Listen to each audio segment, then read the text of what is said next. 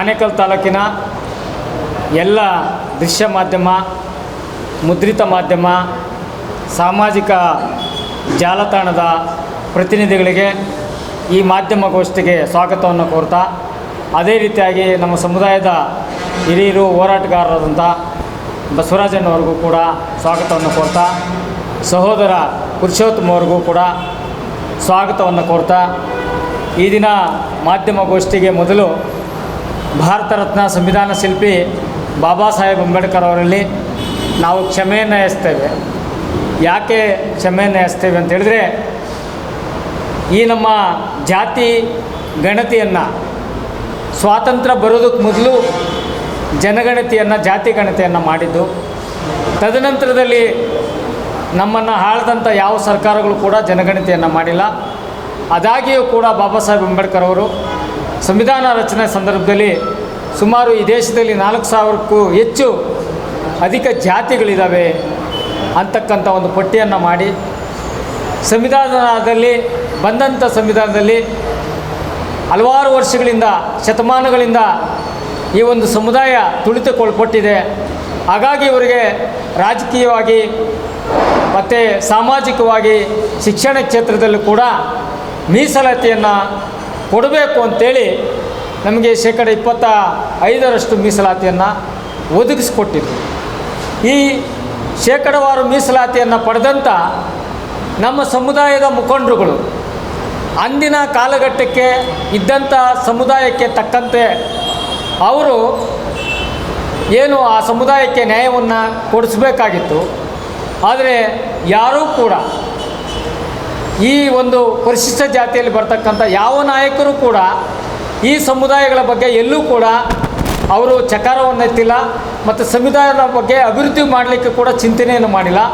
ಅವರು ಕೇವಲ ರಾಜಕೀಯ ಪಕ್ಷಗಳಲ್ಲಿ ಚಮಚಾಗಿರಿಯನ್ನು ಮಾಡಿಕೊಂಡು ಟಿಕೆಟನ್ನು 5 ವರ್ಷಕ್ಕೊಂದು ಸಾರಿ ಟಿಕೆಟನ್ನು ಪಡ್ಕೊಂಡು ಗೆಲ್ಲತಕ್ಕಂಥ ಕೆಲಸವನ್ನು ಮಾಡಿದರೆ ಹೊರತುವಾಗಿ ಮೀಸಲು ಕ್ಷೇತ್ರದಲ್ಲಿ ನಾನು ಗೆದ್ದಿದ್ದೀನಿ, ಆ ಸಮುದಾಯದ ಜನರ ಅಭಿವೃದ್ಧಿ ಮಾಡಬೇಕು ಅಂತಕ್ಕಂಥ ನಿಟ್ಟಿನಲ್ಲಿ ಕೆಲಸವನ್ನು ಮಾಡಿಲ್ಲ. ಹಾಗಾಗಿ ಇವತ್ತಿಗೂ ಕೂಡ ನಾವಿನ್ನೂ ತುಳಿತಕ್ಕೊಳಪಟ್ಟಿದ್ದೀವಿ. ಇವತ್ತು ಸರ್ಕಾರ ವಿಶೇಷವಾಗಿ ಕೇಂದ್ರದ ಒಂದು ಏನು ನಮ್ಮ ಸುಪ್ರೀಂ ಕೋರ್ಟ್ನ ಆದೇಶದ ಅನ್ವಯಿ ಇವತ್ತು ರಾಜ್ಯದಲ್ಲಿ ಈ ಎಸ್ಸಿಗಳಲ್ಲೇ ಇರ್ತಕ್ಕಂಥ ಒಳ ಒಂದು ಮೀಸಲು ಕೊಡಬೇಕು ಅಂತೇಳಿ ಹಲವಾರು ವರ್ಷಗಳಿಂದ ನಮ್ಮ ದಲಿತರಲ್ಲೇ ಇರ್ತಕ್ಕಂಥ ಈ ಒಂದು 101 ಜಾತಿಗಳಲ್ಲಿ ಒಂದಷ್ಟು ಹೋರಾಟಗಳನ್ನು ಮಾಡ್ಕೊಂಬರ್ತಾಯಿದ್ವಿ. ಅದರಂತೆ ಇವತ್ತು ರಾಜ್ಯದಲ್ಲಿ ಈ ಹಿಂದೆ ನಮ್ಮ ನ್ಯಾಯಮೂರ್ತಿಗಳಾದಂಥ ಸದಾಶಿವ ಆಯೋಗವೊಂದು ಕೂಡ ರಚನೆ ಮಾಡಿ, ಆ ಸದಾಶಿವ ಆಯೋಗ ಯಾವ ರೀತಿ ಜನಗಣತಿಯನ್ನು ಮಾಡಿತ್ತು ಅಂದರೆ ಗ್ರಾಮ ಪಂಚಾಯತಿ ಲೆವೆಲಲ್ಲಿ ಬಂದು ಅವರ ಒಂದು ಜನಗಣತಿಯನ್ನು ಮಾಡ್ಕೊಂಡೋಗಿತ್ತು. ತದನಂತರದಲ್ಲಿ ನಮ್ಮ ಏನು ಕಾಂತರಾಜ್ ಆಯೋಗ ಅದು ಕೂಡ ಒಂದು ವರದಿಯನ್ನು ಮಾಡಿತ್ತು. ಈ 2 ವರದಿಗಳಲ್ಲಿ ಎಲ್ಲ ಸಮುದಾಯದ, ಬೇರೆ ಸಮುದಾಯದ ಜನಾಂಗವನ್ನು ಜಾಸ್ತಿ ತೋರಿಸಿದ್ದಾರೆ, ಆದರೆ SC STದು ಅಷ್ಟೇ ಉಳಿಸಿದ್ದಾರೆ. ಒಂದು. ಎರಡನೇದು, ಇವತ್ತು ವಿಶೇಷವಾಗಿ ಏನು ಒಂದು ಸರ್ಕಾರ ಈ ಒಂದು ವರದಿಯನ್ನು ಬಿಡುಗಡೆ ಮಾಡ್ತಕ್ಕಂಥ ಸಂದರ್ಭದಲ್ಲಿ ಮೊನ್ನೆ SC STಗಳು 1 ಕೋಟಿಗೂ ಅಧಿಕವಾಗಿದ್ದಾರೆ ರಾಜ್ಯದಲ್ಲಿ ಅಂದಾಗ ಕೆಲವು ಸಮುದಾಯ ಇದಕ್ಕೆ ವಿರೋಧವನ್ನು ವ್ಯಕ್ತಪಡಿಸಿ ಇದು ವೈಜ್ಞಾನಿಕವಾಗಿ ಮಾಡಿಲ್ಲ, ಅವೈಜ್ಞಾನಿಕವಾಗಿ ಮಾಡಿದ್ದಾರೆ, ಇದನ್ನು ಮಾಡಬಾರ್ದು ಅಂತಕ್ಕಂಥ ನಿಟ್ಟಿನಲ್ಲಿ ಅಡ್ಡ ಹಾಕಿದಾಗ ಇವತ್ತು ಸುಪ್ರೀಂ ಕೋರ್ಟದ ಆದೇಶದ ಅಂಗವಾಗಿ ನ್ಯಾಯಮೂರ್ತಿ ಜಸ್ಟಿಸ್ ನಾಗಮೋಹನ್ ದೇಹದವರು ಇವತ್ತು ಏನು ಮೇ 5ರಿಂದ 17ರವರೆಗೂ 3 ಹಂತದಲ್ಲಿ ಈ ಒಳ ಜಾತಿಗಳಲ್ಲಿ ಮನೆ ಜನಗಣತಿಯನ್ನು ಬರ್ತಕ್ಕಂಥ ಸಂದರ್ಭದಲ್ಲಿ ಯಾವ ಜಾತಿಯನ್ನು ಮೆನ್ಷನ್ ಮಾಡಬೇಕು ಅವ್ರ ಮೂಲ ಅಂತಕ್ಕಂಥ ನಿಟ್ಟಿನಲ್ಲಿ ಇವತ್ತು ನಾವು ಸೇರಿದ್ದೀವಿ. ನನ್ನೊಂದು ನೋವಿನ ವಿಚಾರ ಏನಪ್ಪ ಅಂತ ಹೇಳಿದ್ರೆ, ಈ 101 ಜಾತಿಗಳು ಒಗ್ಗಟ್ಟಾಗಿ ಈ ಹಿಂದೆ ಸರ್ಕಾರದ ಮೇಲೆ ಅವರು ನಮಗೆ ಹೆಚ್ಚಿನ ರೀತಿಯಲ್ಲಿ, ಅಂದರೆ ಉದಾಹರಣೆಗೆ ನಮಗೊಂದು KG ಆಪಲನ್ನು ಕೊಡಿ ಅಂತ ಹೋರಾಟ ಮಾಡಬೇಕಾಯ್ತು. ಯಾರಿವತ್ತು ಮಾದಿಗರಿದ್ದಾರೆ, ಒಲೆಯರಿದ್ದಾರೆ, ಲಂಬಾಣಿ ಇದ್ದಾರೆ, ಕೊರ್ಮ ಇದ್ದಾರೆ, ಕೊರ್ಚ ಇದ್ದಾರೆ, ಈ ಎಲ್ಲ ಸಮುದಾಯ ನಾಯಕರು ಈ ಹಿಂದೆ ಒಂದು ಹೋರಾಟವನ್ನು ಸರ್ಕಾರದ ಮುಂದೆ ಏನು ಮಾಡಬೇಕಾಯ್ತು ಅಂದರೆ, ನಾವು ಜನಸಂಖ್ಯೆ ಜಾಸ್ತಿ ಇದ್ದೀವಿ, ನಮಗೆ ಮೀಸಲನ್ನು ಹೆಚ್ಚು ಕೊಡಿ ಅಂತ ಕೇಳಬೇಕಾಯ್ತು. ದುರಂತ ಕೇಳಿಲ್ಲ. 1 KG ಆಪಲ್ ಇದ್ದರೆ ಒಂದು ಆಪಲ್ ಮಾದಿಗರು, ಒಂದು ಆಪಲ್ ಒಲೆಯರಿಗೆ, ಒಂದು ಆಪಲ್ಲು ಬೋವಿಗಳಿಗೆ, ಕೊರ್ಚಾಗೆ, ಕೊರ್ಮಗೆ ಕೊಡ್ಬೋದಾಗಿತ್ತು. ಆದರೆ ಅದನ್ನು ಮಾಡೋಕ್ಕೆ ನಮ್ಮ ನಾಯಕರು ಮಾಡಿಲ್ಲ.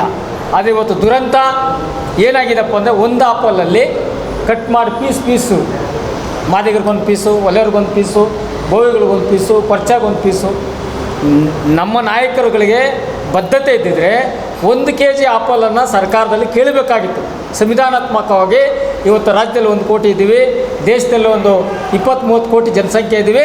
ನಮಗೆ ಮೀಸಲಲ್ಲಿ ಇರ್ತಕ್ಕಂಥ 25% ನಮಗೆ 30-40% ಕೊಡಿಯಪ್ಪ ಅಂತ ಕೇಳಬೇಕಾಗಿತ್ತು. ಈ ನಾಲಾಯಕರು ಆ ಕೆಲಸವನ್ನು ಮಾಡಿಲ್ಲ. ಆದರೂ ಕೂಡ ಈಗ ನಾವು ಸೇರಿರ್ತಕ್ಕಂಥದ್ದು, ನಾವು ಮಾಧ್ಯಮದ ಮುಖಾಂತರ ಮನವಿ ಹಂಚ್ಕೊಳ್ಳೋದೇನೆಂದರೆ, ಇಷ್ಟು ವರ್ಷಗಳ ಕಾಲ ಆಗಿರ್ತಕ್ಕಂಥ ಅನ್ಯಾಯ ಮುಂದಿನ ದಿನಗಳಲ್ಲಿ ಇನ್ನೂ ಹೆಚ್ಚಿನ ರೀತಿಯಲ್ಲಿ ಅನ್ಯಾಯ ಆಗ್ತದೆ. ಆ ನಿಟ್ಟಿನಲ್ಲಿ ಇವತ್ತು ನಮ್ಮ ತಾಲೂಕಿನಲ್ಲಿ ಒಂದಷ್ಟು ಗೊಂದಲಗಳಿದ್ದಾವೆ. ದಲಿತರಲ್ಲಿ, ಪರಿಶಿಷ್ಟ ಜಾತಿಯಲ್ಲಿ ನಾವು ಆದಿ ಕರ್ನಾಟಕನೋ ಆದಿ ದ್ರಾವಿಡನೋ, ಆಮೇಲೆ ವಿಶೇಷವಾಗಿ ಮಾಧ್ಯಮದ ಮುಖಾಂತರ ನನ್ನ ದಲಿತ ಬಂಧುಗಳಲ್ಲಿ ಈ ಅಡ್ಡೆಸರುಗಳು ಕರೀತಕ್ಕಂಥವ್ರನ್ನ ಮಾಧ್ಯಮದ ಮುಖಾಂತರ ನಾನು ಹೇಳ್ತಾ ಇದ್ದೀನಿ, ನನ್ನನ್ನು ಕ್ಷಮಿಸಬೇಕು ಅಂತ ಮನವಿ ಮಾಡ್ಕೊಳ್ತೇನೆ. ಉದಾಹರಣೆಗೆ ಇವತ್ತು ಆನೇಕಲ್ ತಾಲೂಕಿನಲ್ಲಿ ಜನಗಣತಿಗೆ ಬಂದಾಗ ನಿಮ್ಮ ಮನೆಗಳಲ್ಲಿ ನಾವು ಸ್ಪಷ್ಟವಾಗಿ ಆದಿ ಕರ್ನಾಟಕದ ಒಲೆಯರು ಅಂತ ಬರೆಸ್ಬೇಕು ಅಲ್ವಣ. ಆದಿ ಕರ್ನಾಟಕ ಮೇಯ್ನಲ್ಲಿದ್ದಾಗ ಅದರ ಕೆಳಗಡೆ ಒಲೆಯರು ಅಂತ ಬರೆಸ್ಬೇಕು. ಈಗ ಒಲೆಯರು ಅಂತ ಬರೆಸಿದಾಗ ನನ್ನ ತಾಲೂಕಲ್ಲಿ ಹೇಳ್ಬೇಕಾದ್ರೆ 1,26,000 ಜನ, 1,20,000 ಜನಸಂಖ್ಯೆ ಇರ್ತಕ್ಕಂಥ ದಲಿತರಲ್ಲಿ ಇಡೀ ರಾಜ್ಯದಲ್ಲಿ ಇಲ್ಲದ ಗೊಂದಲ ಆನೇಕಲ್ ತಾಲೂಕಲ್ಲಿದೆ. ಏನಪ್ಪ ಅಂತೇಳಿದ್ರೆ, ಒಲೆಯರಲ್ಲೇ ಕನ್ನಡ ಮಾತಾಡೋರು, ತಮಿಳು ಮಾತಾಡೋರು, ಮತ್ತು ತೆಲುಗು ಮಾತಾಡೋರು, ಈ ರೀತಿಯಾಗಿ ಗೊಂದಲ. ಅದಾದಮೇಲೆ ತಮಿಳು ಮಾತಾಡೋರಲ್ಲೇ ನಾವು ದಾಸರು, ನಾವು ಬೈಗರು, ಅರ್ಥ ಆಯ್ತಾ, ಆಮೇಲೆ ಮುಳ್ಳೋರು, ಈ ರೀತಿಯಾದ ಗೊಂದಲಗಳಾಗಿ ಇವತ್ತು ಬರ್ತಕ್ಕಂಥ ಜನರಲ್ಲಿ ಯಾವುದನ್ನು ಬರೆಸಬೇಕು ಅಂತಕ್ಕಂಥದ್ದನ್ನ ನಮ್ಮ ಸಮುದಾಯ ಜಾಗೃತಿ ಮೂಡಿಸ್ಬೇಕಾಗಿತ್ತು. ಎಲ್ಲೋ ಒಂದು ಕಡೆ ವಿಫಲತೆ ಆಗಿದ್ವಿ. ನಾವು ಈ ಸಮುದಾಯದಲ್ಲಿ ಹುಟ್ಟಿರೋದ್ರಿಂದ ನಮಗೆ ಗೊತ್ತಿರ್ತಕ್ಕಂಥ ವಿಚಾರವನ್ನು ಹೇಳ್ತಾ ಇದ್ದೀವಿ. ಕಾರಣ ಏನಪ್ಪ ಅಂದರೆ, ಇಷ್ಟು ವರ್ಷಗಳ ಕಾಲ ಆಗಿರ್ತಕ್ಕಂಥ ಅನ್ಯಾಯ ಮುಂದಿನ ನಮ್ಮ ಜನ್ರೇಷನ್ಗೆ ಆಗಬಾರ್ದು. ಯಾಕಂತ ಹೇಳಿದ್ರೆ, ಇನ್ನು ಮುಂದೆ ಸರ್ಕಾರ ಈ ಒಂದು ಕ್ರೋಢೀಕರಣ ಮಾಡಿದಾಗ ಒಳ ಮೀಸಲಿನಲ್ಲಿ ಇವತ್ತು 10% ಇರ್ತಕ್ಕಂಥ 25%ಅಲ್ಲಿ ಒಬ್ರಿಗೆ 6%, 5%, 4% ಕೊಡಬೇಕಾದ್ರೆ ಈ ಜನಸಂಖ್ಯೆ ಆಧಾರದ ಮೇಲೆ ಕೊಡ್ತಾರೆ. ಅದಕ್ಕೆ ಇವತ್ತು ನಮ್ಮ ಸಹೋದರ ಕೆಲವರು ಆ ಸಮುದಾಯವಾದ ಹೆಸರನ್ನು ಸ್ಪಷ್ಟವಾಗಿ ಹೇಳ್ತಾ ಇದ್ದಾರೆ. ನಾವು ಇಂಥ ಸಮುದಾಯ ಅಂತಲೇ ಬರೆಸ್ತಾ ಇದ್ದಾರೆ. ಅದಕ್ಕೆ ನಾನು ನನ್ನ ಆನೇಕಲ್ ತಾಲೂಕಿನ ಎಲ್ಲ ಒಲೆಯರ ಸಂಬಂಧಕ್ಕೆ ಇರ್ತಕ್ಕಂಥ ಜಾತಿಗಳಲ್ಲಿ ಬಂದಂಥ ಸೆನ್ಸಸ್ ವಿಚಾರದಲ್ಲಿ ನಾವು ಆದಿ ಕರ್ನಾಟಕಕ್ಕೆ ಸಂಬಂಧಪಟ್ಟವರು ನಾವು ಒಲೆಯರು ಅಂತಲೇ ಬರೆಸ್ಬೇಕು. ಒಲೆಯರು ಅಂತ ಬರೆಸಿದಾಗ ಅಲ್ಲಿ ಒಲೆಯ ದಾಸರು ಅಂತ ಬರೆಸಬಾರ್ದು, ಒಲೆಯ ಬೈಗರು ಅಂತ ಬರೆಸಬಾರ್ದು, ಒಲೆಯ ಕನ್ನಡ ಮಾತಾಡೋರು ಅಂತ ಬರೆಸಬಾರ್ದು. ಅಥವಾ ನಾವು ಎಂಥದ್ದು ಬೇರೆ ಬೇರೆ ರೀತಿಯಲ್ಲಿ ಇದ್ದಾವೆ, ಅದನ್ನು ಯಾವುದೇ ಕಾರಣಕ್ಕೂ ಬರೆಸಬಾರ್ದು. ಭಾಳ ಸ್ಪಷ್ಟವಾಗಿ ನಾವು ಆದಿ ಕರ್ನಾಟಕ ವಲಯ ಸಮುದಾಯ. ಮತ್ತು ಅಧಿಕಾರಿಗಳು ಇವತ್ತು ಭಾಳ ಜನ ಈ ನಮ್ಮ ತಾಲೂಕಿನ ಜಾತಿಯ ಬಗ್ಗೆ ಅವ್ರಿಗೇನಾಗಿರ್ತದೆ ಅಂದರೆ, ಏನಪ್ಪ ಒಲೆಯವರಲ್ಲಿ ಅಥವಾ SC/STಗಳಲ್ಲಿ ಇರ್ತಕ್ಕಂಥದ್ದು ಏನಂದರೆ, ಭಾಳ ಸ್ಪಷ್ಟವಾಗಿ ಕಣ್ಣು ಕಾಣಿಸೋದೇನಪ್ಪ, ಮಾದಿಗರು, ಒಲೆಯರು, ಕೊರಮರು, ಪರ್ಚರು, ಬೋವಿಗಳು ಅಂತ ಇರ್ತದೆ. ಆದರೆ ಹಳ್ಳಿಗಳಲ್ಲಿ ಹೋದಾಗ ಭಾಳ ವಿಭಿನ್ನವಾಗಿ ಅವರಿಗೆ ಒಂದು ಮನವರಿಕೆ ಆಗುತ್ತೆ. ಮೇಷ್ಟ್ರುಗಳಿಗೆ ಅವ್ರು ಕೇಳೇ ಇರಲ್ಲ. ಈಗ ಒಂದು ಮನೆಗೆ ಹೋಗಿ ಯಾವುದೋ ಒಂದು ಯಾರೋ ವಿದ್ಯಾವಂತರು ಹುಡುಗಿದ್ರೆ ಹೇಳ್ತಾರೆ ಸ್ಪಷ್ಟವಾಗಿ. ಯಾರೋ ಒಂದು ಮನೆಗೆ ಹೋಗಿ ಕಾಲೋನಿಗೆ ಹೇಳಿದ್ರೆ ಅವ್ರು ಭಾಳ ಸ್ಪಷ್ಟವಾಗಿ ಹೇಳ್ತಾರೆ, ನಾವು ಮಾಲೋಳು ಅಂದ್ಬಿಡ್ತಾರೆ, ನಾವು ಒಲೆಯವರು ಅಂತಾರೆ, ನಾವು ಹರಿಜನ ಅಂತಾರೆ. ಆ ಪದಗಳೆಲ್ಲ ಇಲ್ಲ, ಹರಿಜನನೂ ಇಲ್ಲ, ಮಾಲೋಳು ಇಲ್ಲ. ನಾನು ಭಾಳ ಸ್ಪಷ್ಟವಾಗಿ ಹೇಳ್ತಾ ಇದ್ದೀನಿ, ಹರಿಜನ ಪದನೂ ಬರೆಸಬೇಡ್ರಿ, ಮಾಲೋಳು ಅಂತ ಪದನೂ ಬರೆಸಬೇಡ್ರಿ. ಭಾಳ ಸ್ಪಷ್ಟವಾಗಿ ಒಲೆಯರು ಅಂತ. ನಾನು ಈಗ ಒಂದು ಹಳ್ಳಿಗೆ ಹೋದರೆ ಅವ್ರು ಭಾಳ ಸ್ಪಷ್ಟವಾಗಿ ಯಾರೋ ಗೊತ್ತಿರೋ ಮೇಷ್ಟ್ರು ತೆಲುಗೋರು ಬಂದರೆ, ಯಾವುದೋ ಮಮ್ಮಿ ಜಾತಿ ಅಂದರೆ ಮಾಲೋಳು ಸ್ವಾಮಿ ಮೆಮು ಅಂತಾರೆ. ಆ ಥರ ಬರೆದ್ರೆ ನೀವು ಭಾಳ ಎಲ್ಲಿಗೂ ಲೆಕ್ಕ ಇರಲ್ಲ. ಸ್ವಾಮಿ ನಾವು ಮಾಲೋಳು ಅಂತ ಹೇಳಿದ್ರೆ ಮಾಲೋಳು ಪದ ಇರಲ್ಲ. ಒಲೆಯವರು ಅಂತಿದ್ರೆ ಮಾತ್ರ ನಿಮ್ಮ ಮಕ್ಕಳು ಮೊಮ್ಮಕ್ಕಳಿಗೆ ಅನುಕೂಲ ಇರ್ತದೆ. ಆಮೇಲೆ ಇನ್ನು ಕೆಲವು ಕಡೆ ಹೋದರೆ ಸ್ವಾಮಿ ನಾವು ಮಗ್ಗದ ಒಲೆಯವರು ಸ್ವಾಮಿ ಅಂತಾರೆ. ಮಗ್ಗದ ಒಲೆಯವರು ಇಲ್ಲ, ಮಗ್ಗದ ಒಲೆಯವರು ಅಂತ ಹೇಳಲೇಬಾರ್ದು, ನಾವು ಒಲೆಯರು ಅಂತಲೇ ಹೇಳ್ಬೇಕು. ಆಮೇಲೆ ಇನ್ನು ಕೆಲವು ಕಡೆ ನಾವು ಬೈಗು ಒಲೆಯವರು ಸ್ವಾಮಿ ಅಂತಾರೆ. ಅಂದರೆ ಈ ಹಿಂದಿನಿಂದ ಹಂಗೆ ಬಂದ್ಬಿಟ್ಟಿದೆ. ನಮಗೆ ಕೂಡ ಯಾರು ಅಂತ ಗೊತ್ತಿಲ್ಲ. ಯಾಕೆ ಅಂತ ಹೇಳಿದ್ರೆ, ಈ ಒಂದು ಆಯೋಗ ಮಾಡಿರೋದ್ರಿಂದ ಮುಂದಿನ ದಿನಗಳಲ್ಲಿ ನಾವೆಲ್ಲ ಒಂದು ಸಮುದಾಯದ ಹೆಸರು ಹೇಳಲಿಕ್ಕೆ ನಮಗೆ ಒಂದು ನೆಲೆ ಸಿಕ್ಕಂಗಾಗ್ತದೆ. ಹೌದು ಸ್ವಾಮಿ ನಾವು ಒಲೆಯರು ಅಂದರೆ ಸ್ಪಷ್ಟವಾಗಿತ್ತು. ಒಲೆಯವರಲ್ಲೇ ಸುಮಾರು ನಾನೀಗ ಹೇಳ್ದಂಗೆ ಬೈಗರಂತಾರೆ, ದಾಸರಂತಾರೆ, ಆಮೇಲೆ ತೆಲುಗು ಮಾತಾಡೋರು, ಕನ್ನಡ ಮಾತಾಡೋರು, ತಮಿಳು ಮಾತಾಡೋರು, ಕನ್ನಡ ಮಾತಾಡೋರು, ಹಿಂಗೆ ಗೊಂದಲಮಯ ಆಗಿದೆ. ಅದಕ್ಕೆ ಆನೇಕಲ್ ತಾಲೂಕಿನಲ್ಲಿ ಮನೆ ಸ್ಪಷ್ಟವಾಗಿ ಬಂದಾಗ ಒಂದು ಒಲೆಯರು ಅಂತಲೇ ಬರೆಸ್ಬೇಕು. ಎರಡನೇದು, ಈಗ ಶಿಕ್ಷಕರ ಜೊತೆ ನಂದೊಂದು ಮನವಿ ಏನಂದಪ್ಪ, ಆಯಾ ಗ್ರಾಮದಲ್ಲಿರ್ತಕ್ಕಂಥ ಅಂಗನವಾಡಿ ಕಾರ್ಯಕರ್ತೆಗೆ ಆ ಕಾಲೋನಿಯಲ್ಲಿರ್ತಕ್ಕಂಥ ಸ್ಪಷ್ಟವಾದ ಚಿತ್ರಣ ಅಂಗನವಾಡಿ ಟೀಚರ್ಗಿರ್ತದೆ, ಅವರ ಸಹಕಾರವನ್ನು ತೆಗೆದುಕೊಳ್ಳಿ. ಮತ್ತು ಚುನಾವಣೆಯಲ್ಲಿ BLO ಅಂತ ಮಾಡಿರ್ತಾರಲ್ಲ, ಅವ್ರ ಸಹಾಯನ ತೆಗೆದುಕೊಳ್ಳಿ. ಅದನ್ನು ಹೊರತುಪಡಿಸಿ ಇವತ್ತು ನನ್ನ ದಲಿತ ಸಮುದಾಯದ ಯುವಜನ ಮಿತ್ರರಲ್ಲಿ ಮನವಿ ಮಾಡ್ಕೊಳ್ತೀನಿ, ನೀವು ಭಾರಿ ಗ್ರ್ಯಾಂಡಾಗಿ ಅಂಬೇಡ್ಕರ್ ಜಯಂತಿಗಳು ಮಾಡ್ತಾಯಿದ್ದೀರಾ, ನಿಮಗೆ ಹ್ಯಾಟ್ಸ್ ಆಫ್. ಆದರೆ ಮುಂದಿನ ದಿನಗಳಲ್ಲಿ ನೀವು ವೇದಿಕೆ ಹಾಕಿ ಆರ್ಕೆಸ್ಟ್ರಾಗಳಾಗಿ ಕುಣಿದು ನಾವು ಹಿಂಗಂತ ಗುರ್ಸ್ಕೋಬೇಕಾದ್ರೆ ಮುಂದೆ ನಿಮ್ಮ ನೆಲೆ ಯಾವುದಪ್ಪ ಅಂದರೆ ಈ ಜಾತಿ ಜನಗಣತಿ ನೆಲೆಯಿಂದ ನೀವು ಆರ್ಕೆಸ್ಟ್ರಾ ಸ್ಟೇಜು ವೈಟ್ ಶರ್ಟ್ ಹಾಕೋಬೋದು.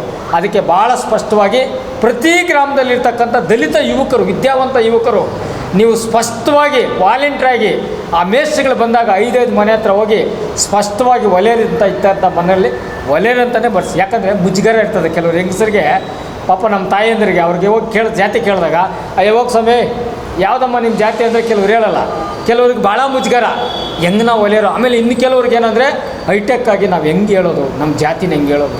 ಅರೆ ನಾವು ಹುಟ್ಟುಬಿಟ್ಟಿದ್ದೀವಪ್ಪ, ನಮ್ಮ ತಂದೆ ತಾಯಿಯನ್ನು ಇದೇ ಜಾತಿಯಲ್ಲಿ ಹುಟ್ಟಬೇಕು ಅಂತ ಹುಟ್ಟಿಸಿಲ್ಲ.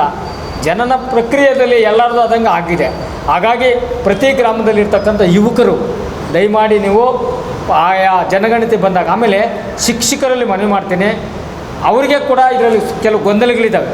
ನೀವು ಗೊಂದಲ ಮಾಡ್ಕೊಬೇಡಿ. ನಮ್ಮ ತಾಲೂಕಲ್ಲಿ ಮಾತ್ರ ಏನು ಅವರು ಹರಿಜನರು, ಮಾಲೋళ్ళు ಅಂತ ಹೇಳಿದಾಗ ಅವ್ರನ್ನ ದಯಮಾಡಿ ಒಲೆಯರು ಅಂತಲೇ ಕನ್ಸಿಡರ್ ಮಾಡಿ. ಏನು ಸರ್, ಅವರು ಮಾಲೋళ్ళు ಅಂತ ಹೇಳ್ತಾರೆ, ಯಾವುದಪ್ಪ ಜಾತಿ ಅಂದರೆ ಮಾಲಾಳು ಅಂತಾರೆ. ಮಾಲಾ ಅಂದಾಗ ಮಾಲಾ ಅಂತ ಬರ್ಸ್ಬೇಡ್ರಿ, ಹರಿಜನ ಅಂತ ಬರ್ಸ್ಬೇಡ್ರಿ, ಪರೀರು ಅಂತ. ಆಮೇಲೆ ಸರ್ ಅದು ಹೇಳ್ಬಿಡ್ತೀನಿ. ಆಮೇಲೆ ಈ ನಮ್ಮ ಆನೇಕಲ್ ತಾಲೂಕಲ್ಲಿ ಅರಿವು ಭಾಷೆ, ಅರಿವು ಅದೇ ಬಾಂಗೋ ಪೊಂಗ ಅಂತ ಎಲ್ಲ ಅಣ್ತಂಬಿಗಳಿಗೂ ಇಂದು ಮಾಧ್ಯಮದ ಮುಖಾಂತರ சொல்கிறதேனಕ ನೀವು ಏನಂಡಕ ನಂಗೆ ಪಿರೋಗ ಹಿಂಗೆ ಆನೇಕಲ್ ತಾಲೂಕಲ್ಲಿ 60,000 ಕ್ರಮ ಕನ್ನಡ ಶೇಖರಾಗ ಪೇಸರಾಗ ಮಗ್ತಾರ ಕಮ್ಮಿ ಕರಾಗ, ಆಮೇಲೆ ಈಗ ಯಾರೋ ದಾಸರು ಕಮ್ಮಿ, ಅದೆಲ್ಲ ಬಿಟ್ಟೋಟು ಪರೀರ್ಗಿರಿ ಬರ್ಸೋಕ್ಕೆ ಹೋಗೋಣ. ಒಲೆ ರೋಡ್ ಬರ್ಸ್ನಾಕ ಮಿನ್ನಿಕ್ಕಿ ಕುಳ್ಳಿ ಕುಟ್ಟಿಗಳಿಗೆ ಫ್ಯೂಚರ್ ಪೆರಿದಾಗೆ ನಂಗೆ ಪರೀರು ನಂಗೆ ಅಪ್ಪಡೆ ಮೀಸಿಕ್ತಿರ್ನಾಕ ಮೀಸ್ಗೆ ಯಾರಿಗೂ ಹಿಂದಿಗಿರ್ದಿಲ್ಲ. ಆಮೇಲೆ ಕೆಲವರು ಕನ್ನಡ ಪೇಸರು ಮಗ್ತಾರಿ ನನ್ನ ನಂಗೆ ಮಂಗ್ತಾರಿ ನಂಗೆ ಚಲವಾದೀಗ ಅಂಡಕ ಉಂಗಳಿಗೂ ಟಿಕೆಟ್ ಹಿಂದಿಗಿರಲಿಲ್ಲ. ಹಿಂಗೆ ಅಂಡಕ ಕುಳ್ಳಿ ಕುಟ್ಟಿಗಳಿಗೂ ರಾಜಕೀಯವಾಗಿ ಅನುಕೂಲ ಹಿಂದಿಗಿರದಿಲ್ಲ, ಎಜುಕೇಷನ್ನು ಅನುಕೂಲ ಹಿಂದಿಗಿರಲಿ. ಅಪ್ಪಡೆ ದಯచేసి ಪೆರೋಗು ಸಿನ್ನೋಗ್ತಾ ನಾನು ನಿನ್ನ ಕೊಟ್ಕಿರ್ದಂಡಕ ಇಂದು ತಮಿಳು ಪೇಸರು ಪರೀರು ಎಲ್ಲರೂ ಕೂಡ ಪರೀರು ಅಂತ ಸೊಲ್ಕೊಟ್ಟಿದ ಮೇಲೆ ಒಲೆಯರು ಒಲೆದ ಒಡೆಯ ಒಲೆಯರು ಅಂಡನೇ ಬರ್ಸೋಣೆ. ದಯచేసి ಯಾರು ಸಿಕ್ಬುಕ್ ಮಾಡಂಗ ಯಾರೋ ಬಂದು ಯಾರೋ ಮೇಷ್ಟ್ರು ಬಂದಟ್ಟು ಗೌಂಡು ಬಂದು ಮೇಷ್ಟ್ರು ನಮ್ಮ ಕಡೆ ಎಲ್ಲ ಊರುಗಳಿಗೆಲ್ಲ ಮೇಷ್ಟ್ರು ಯಾರೋ ನಮ್ಮ ರೆಡ್ಡಿಸೋ ಗೌಡ್ರು ಬ್ರಹ್ಮ ಬಂದ ಸ್ವಾಮಿ ಬಂದಟ್ಟಾಗ ಯಾವುದು ನಿಮ್ಮ ಜಾತಿ ಅಂದರೆ ಸಮಯ ನಾವು ಒಲೆಯರು ಸಮಯ ಮಾಲೋಳು ಸಮಯ, ಅದನ್ನು ಬಿಟ್ಟು ಭಾಳ ಸ್ಪಷ್ಟವಾಗಿ ನಾವು ಒಲೆಯರಂತಲೇ ಬರ್ಸ್ಬೇಕು ಅಂತಕ್ಕಂಥದ್ದು ನನ್ನ ಮನವಿ. ಜೊತೆಗೆ ಇವತ್ತು ನನ್ನ ಈ ಏನು ನನ್ನ ಒಲೆಯರ ಜೊತೆಗೆ ಇತರ ಸಮುದಾಯನೂ ಕೂಡ ನಾನು ಮನವಿ ಮಾಡ್ಕೊಳ್ತೀನಿ. ಬೋವಿ ಸಮುದಾಯದಲ್ಲೂ ಕೂಡ ಭಾಳಷ್ಟು ಬಡವರಿದ್ದಾರೆ. ನಿಮ್ಮ ಸಮುದಾಯದವರು ದಯಮಾಡಿ ಬೋವಿನಲ್ಲಿ ಬೇರೆ ಬೇರೆ ಸಮುದಾಯ ಇದೆ. ಎಂಥದ್ದು ರಾಜಬೋವಿ ಅಂತಾರೆ, ಕಲ್ಲು ಬೋವಿ ಅಂತಾರೆ, ಆಮೇಲೆ ಮಣ್ಣು ಬೋವಿ ಅಂತಾರೆ, ಒಡ್ರು ಅಂತಾರೆ. ದಯಮಾಡಿ ಒಡ್ರು ನೀವು ಕೂಡ ಸಂಘಟಿತರಾಗಿ ನೀವು ಬೋವಿ ಅಂತಕ್ಕಂಥದ್ದನ್ನ, ಯಾಕಂದರೆ ನೀವೆಲ್ಲ ನಮ್ಮ ಸಹೋದ್ಯೋಗಿಗಳು, ಯಾಕಂದರೆ ಕೆಲವು ಅರಿವು ಮೂಡಿಸ್ತಕ್ಕಂಥದ್ದು. ಆಮೇಲೆ ಇಂದಿಗೂ ಕೂಡ ರಾಜ್ಯದ ಅಧಿಕಾರವನ್ನು ಪಡೆದಿಲ್ಲ ಕೊರ್ಮ ಕೊರ್ಚ ಸಿಲ್ಲೇಖಾತ. ಈ ಒಂದು ಅವಕಾಶವನ್ನು ಸದುಪಯೋಗಪಡಿಸ್ಕೊಳ್ಳಿ. ಈ ಒಲೆಯರ ಜೊತೆಗೆ ಯಾಕೆ ಅವ್ರನ್ನೆಲ್ಲ ಹೇಳ್ತೀನಿ ಅಂದರೆ ಅವರೆಲ್ಲ ನನ್ನ ದಾಯಾದಿಗಳು, ಅಣ್ಣತಮ್ಮಂದರು.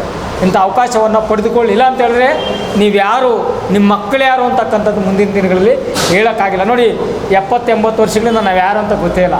ಬಸಣ್ಣ ಒಂದು ಹೇಳಿದ್ರೆ ನಾನೊಂದು ಹೇಳ್ತೀನಿ, ಇನ್ನೊಬ್ಬರೊಂದು ಹೇಳ್ತದೆ. ಕಾರಣ ಏನಂದರೆ ಇದುವರೆಗೂ ಜಾತಿ ಗಣತಿ ಮಾಡಿಲ್ಲ. ಸ್ವಾತಂತ್ರ್ಯ ಬಂದಾಗೆ ಕೂಡ. ಆಮೇಲೆ ಇನ್ನೊಂದು ಏನಪ್ಪ ಅಂತೇಳಿದ್ರೆ, ಈ ಜಾತಿ ಗಣತಿ ಮಾನ್ಯ ಕಾಂಚೀರಾಮ್ ಸಾಹೇಬರು ಭಾಳ ವರ್ಷಗಳಿಂದ ಜಾತಿ ಗಣತಿಯನ್ನು ಮಾಡಬೇಕು ಅಂತ ಮಾಡೋಕ್ಕೆ ಕೊಟ್ಟಿಲ್ಲ. ಆಮೇಲೆ ನನ್ನ ನೋವಿನ ಸಂಗತಿ ಏನಪ್ಪ ಅಂತ ಹೇಳಿದ್ರೆ, ಇವತ್ತು ಈ ಸಂವಿಧಾನ ಬಂದ ಮೇಲೆ ನಮಗೆಲ್ಲ ರಿಸರ್ವೇಷನ್ ಸಿಕ್ಕಿದ ಮೇಲೆ ನಮ್ಮ ಹೆಸರನ್ನು ಪಡ್ಕೊಂಡು, ಈ ಸಮುದಾಯದ ಹೆಸರು ಪಡ್ಕೊಂಡು MLA MP ಗಳಾದವರು ಒಗ್ಗಟ್ಟಾಗಿ ಅಧಿಕಾರವನ್ನು ಪಡಿಬೇಕಾಗಿತ್ತು. ಉದಾಹರಣೆಗೆ ಇವತ್ತು ಉತ್ತರ ಪ್ರದೇಶದಲ್ಲಿ ಸಣ್ಣ ಸಣ್ಣ ಜಾತಿಗಳೆಲ್ಲ ಕೂಡಿ ರಾಜ್ಯದ ಅಧಿಕಾರವನ್ನು ಪಡೆದರು. ಅದೇ ರೀತಿಯಾಗಿ ಇಡೀ ದೇಶದಲ್ಲಿರ್ತಕ್ಕಂಥ ಈ ಎಲ್ಲ ಸಮುದಾಯ ಒಂದಾಗಬೇಕಾಗಿತ್ತು. ದುರಂತ ಇವತ್ತು ಈಗ ಇದು ಎಲ್ಲ ಯಾವಾಗಾಯ್ತು ಅಂದರೆ ಸ್ವಾತಂತ್ರ್ಯದ ಪೂರ್ವದಲ್ಲಿ ಆಗಬೇಕಾಗಿತ್ತು. ಎಂಥ ದುರಂತ ಈ ದೇಶದಂದರೆ ಸ್ವಾತಂತ್ರ್ಯ ಬಂದ ಮೇಲೆ ಕೂಡ ಜನಗಣತಿ ಮಾಡಿಲ್ಲ. ಇಲ್ಲಿವರೆಗೂ 75 ವರ್ಷ ಆಗಿದೆ, ಜನಗಣತಿ ಮಾಡಿಲ್ಲ. ಯಾಕೆ ಜನಗಣತಿ ಮಾಡಬೇಕು ಅಂದರೆ ಜನಗಣತಿ ಇದ್ರೇ ಗೊತ್ತಾಗೋದು. ಇವತ್ತು ಜನಗಣತಿ ಇದ್ದರೆ ಯಾವ ಸಮುದಾಯ ಎಷ್ಟು ಅಂತ ಗೊತ್ತಾದರೆ ತಾನೇ ಆ ಸಮುದಾಯಕ್ಕೆ ಇವಾಗ ಭಾರತದ ಸಂವಿಧಾನದಲ್ಲಿ ಬರೆದಿದ್ದಾರೆ ಇಂತಿಂಥ ಸಮುದಾಯಕ್ಕೆ ಮೀಸಲು ಕೊಡಬೇಕು ಅಂತ. ಅಂದರೆ ಬಲಿಷ್ಠರಿಗೆ ಸಿಕ್ಬಿಡೋದಾ? ಇವತ್ತು ನಾನು ಹೇಳಿದೆ ಶಿಲೆಕತ ಜನ MLAಗಳಾಗಿಲ್ಲ, ಕೊರ್ಮ ಕೊರ್ಚಾಯರು MLA ಆಗಿಲ್ಲ, ಅವರು ಕೂಡ ನಮ್ಮ ಸಹೋದರಿಗಳಲ್ಲ. ಹಾಗಾಗಿ ದಲಿತರಲ್ಲಿ ಕೂಡ ಭಾಳ ಜನ ಶೋಷಿತರಿದ್ದಾರೆ. ನಾನು ಮತ್ತೊಮ್ಮೆ ಮನವಿ ಮಾಡಿಕೊಂಡು ಪರಿಯ ಅಂತಕ್ಕಂಥ ಪದವನ್ನು ಬಳಸಬೇಡಿ, ಹರಿಜನ ಪದವನ್ನು ಬೆಳೆಸಬೇಡಿ, ಮಗ್ದೋರು ಅಂತ ಬರೆಸಬೇಡಿ, ಮುಳ್ಳು ಜನ ಅಂತ ಬರೆಸಬೇಡಿ, ದಾಸವಲೇರು ಅಂತ ಬರೆಸಬೇಡಿ, ಛಲವಾದಿ ಅಂತ ಬರೆಸಬೇಡಿ, ಒಲೇರೆ ಅಂತ ಬರೆಸಿರಿ ಅಂಥೇಳಿ ನನ್ನ ಮನವಿಯನ್ನು ಮಾಡ್ಕೊಳ್ತಾ ನಮ್ಮ ಬಸಣ್ಣವ್ರು ಮಾತಾಡಬೇಕು ಅಂತ ಮನವಿ ಮಾಡ್ಕೊಂಡು ನಾನು ಸಮಸ್ತ ನಮ್ಮ ಪರಿಷ್ಠ ಜಾತಿಯಲ್ಲಿರ್ತಕ್ಕಂಥ ಬಲಗೈ ಸಮುದಾಯ, ಆದಿ ಕರ್ನಾಟಕ, ಆದಿ ದ್ರಾವಿಡ, ಆದಿ ಆಂಧ್ರ ಈ 3 ಜಾತಿಗಳು ಒಳಗೊಂಡಂತೆ ಒಟ್ಟು 33 ಜಾತಿಗಳು ಕ್ರೋಢೀಕರಣ ಆಗಿದೆ. ಈ 3 ಜಾತಿಗಳಲ್ಲಿ 33 ಜಾತಿ. ಈ 33 ಜಾತಿಯಲ್ಲಿ ನಾವು ಯಾವುದು ಅನ್ನೋದನ್ನ ಕನ್ಫರ್ಮ್ ಮಾಡ್ಕೊಳ್ಳೋದಕ್ಕಾಗಿ ಈಗ ಇವತ್ತಿಂದ ಸ್ಟಾರ್ಟ್ ಆಗಿದೆ, ಸೆನ್ಸಸ್ ಸ್ಟಾರ್ಟ್ ಆಗಿದೆ. ಇವತ್ತಿಂದ ಬರ್ತಕ್ಕಂಥ ಅಧಿಕಾರಿಗಳಿಗೆ ಮನೆ ಹತ್ರ ಬಂದಾಗ ದಯವಿಟ್ಟು ಕನ್ನಡ ಮಾತಾಡೋರು ಇರಲಿ, ತೆಲುಗು ಮಾತಾಡೋರು ಇರಲಿ, ತಮಿಳು ಮಾತಾಡೋರು ಇರಲಿ, ಅಥವಾ ಯಾರೇ ಇರಲಿ, ನಿಮ್ಮ ವ್ಯವಸ್ಥೆಗಳು, ನಿಮ್ಮ ಜಾತಿ, ನಿಮ್ಮ ಕುಲ ಉಪಕಸುಗಳು ನಿಮ್ಮ ಮನೆಗಳಲ್ಲಿ ಇರಲಿ. ನಾವು ಅದನ್ಯಾರು ಬೇಡ ಅಂತ ಹೇಳಲ್ಲ. ಈ ಸಮಯನ ನಾವು ಒಂದು ಒಳ್ಳೆ ಸುದೀರ್ಘವಾಗಿ ಬಳಸ್ಕೊಂಡ್ರೆ ನಮ್ಮ ಜನ ಇಷ್ಟಿದೆ, ಕರ್ನಾಟಕದಲ್ಲಿ ಇಷ್ಟು ಸಾವಿರ, ಇಷ್ಟು ಲಕ್ಷ ಜನಸಂಖ್ಯೆ ನಮ್ಮದಿದೆ, ನಮಗೆ ಎಲ್ಲದರಲ್ಲಿ ಮೀಸಲಾತಿ ಹೆಚ್ಚಾಗಿ ಕೊಡಿ ಅಂತ ಕೇಳೋದು ಧೈರ್ಯ ನಮಗೆ ಬರ್ತದೆ. ಬಿಟ್ಟರೆ ನಾವೇನಾದರೂ ಜಾತಿಗಳು ಇಟ್ಕೊಂಡು ಹೋದರೆ ನಾನು ಆ ಜಾತಿ ಈ ಜಾತಿ ಅಂದರೆ ನಿಮ್ಮನ್ನೇ ಸೈಡ್ಲೈನ್ ಮಾಡಿ ಅದ್ರಾಗ ನೀವು ಯಾರು ಅಂತೇಳಿ ಪಕ್ಕಿಟ್ಬಿಟ್ಟು ವಲಯ ಮದಿಗೆ ಇಬ್ಬರನ್ನೇ ಕನ್ಸಿಡರ್ ಮಾಡ್ತಾರೆ. ಇದಕ್ಕೆ ಉದಾಹರಣೆ ಏನಂತ ಹೇಳಿದ್ರೆ, ಇವತ್ತು ಮಾದಿಗ ಸಮುದಾಯದ ಎಲ್ಲ ರಾಜಕಾರಣಿಗಳು ವೇದಿಕೆಗಳ ಮೇಲೆ ಬರ್ತಾಯಿದ್ದಾರೆ, ಪ್ರಚಾರಗಳು ಮಾಡ್ತಾಯಿದ್ದಾರೆ, ಪೇಪರ್ಗಳಲ್ಲಿ ಅನೌನ್ಸ್ಮೆಂಟ್ ಮಾಡ್ತಾರೆ. ಮಾಜಿ ಸಚಿವರುಗಳು ಇವತ್ತು ಮಾನಿಕಲ್ ನಾರಾಯಣಸ್ವಾಮಿ ಅವರು ಬರೀ ಮಾದಿಗರು ಬರೀ ಅಂತ ಹೇಳ್ತಾ ಇದ್ದಾರೆ. ಆದರೆ ನಾವು ಹಂಗೆ ಹೇಳ್ತಾ ಇಲ್ಲ.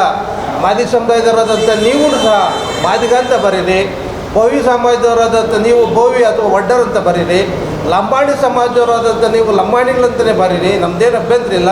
ಕೇವಲ ನಾವು ಒಂದು ಜಾತಿಗೆ ನಾವು ಸ್ಟೇಟ್ಮೆಂಟ್ ಕೊಡ್ತಲ್ಲ, ಏನು ತಿಳುವಳಿಕೆ ಇಲ್ಲದಂಥ ಜಾತಿಗಳು ತಮ್ಮ ಮನೆಗಳಲ್ಲಿ ಏನು ಸರ್ವೆಗೆ ಬಂದಂಥ ಸಂದರ್ಭದಲ್ಲಿ ತಮ್ಮ ಮೂಲ ಜಾತಿಗಳನ್ನು ಕಡ್ಡಾಯವಾಗಿ ನಮೂದು ಮಾಡಬೇಕು. ಅದನ್ನು ವಲಯೆಯಿಂದೇ ಮಾಡಬೇಕು. ಯಾಕೆಂತ ಹೇಳಿದ್ರೆ ಇದು ಮಗದ ಕುಟುಂಬಗಳಿರ್ಬೋದು, ಛಲವಾದಿ ಮಹಾಸಭೆ ಇರ್ಬೋದು, ಅವೆಲ್ಲ ನಮ್ಮ ಸ್ವಾರ್ಥ ಮಾಡ್ಕೊಂಡ್ರು ಸ್ವಂತಕ್ಕೆ ಅವು ಓನ್ ಬಿಸ್ನೆಸ್ ಥರ. ಯಾಕಂತಂದರೆ ಅದಿಲ್ಲ, ಅದರಲ್ಲಿ ನಾವು ಈ ನಮ್ಮ ಲಿಸ್ಟಲ್ಲಿ ಅದಿಲ್ಲ, ಮಗ್ಗ ಅಂತ ಇಲ್ಲ, ಛಲವಾದಿ ಅಂತ ಇದೆ. ಅದು ನಮ್ಮ ತಾಲೂಕು ಬೆಂಗಳೂರು ನಗರ ಮತ್ತು ಗ್ರಾಮದಲ್ಲಿ ಅಷ್ಟೊಂದು ಪ್ರಚಲಿತ ಆಗಿಲ್ಲ. ಆದ ಕಾರಣವಾಗಿ ಅದನ್ನ ನಾವಿಲ್ಲಿ ಮಾಡಿದ್ರೆ ಸ್ವಲ್ಪ ಸಮಸ್ಯೆ ಆಗಬಹುದು. ನಮಗೆ ಮುಂದಿನ ದಿನಗಳಲ್ಲಿ ರಾಜಕಾರಣದಲ್ಲಿ ಸಮಸ್ಯೆ ಆಗ್ಬೋದು.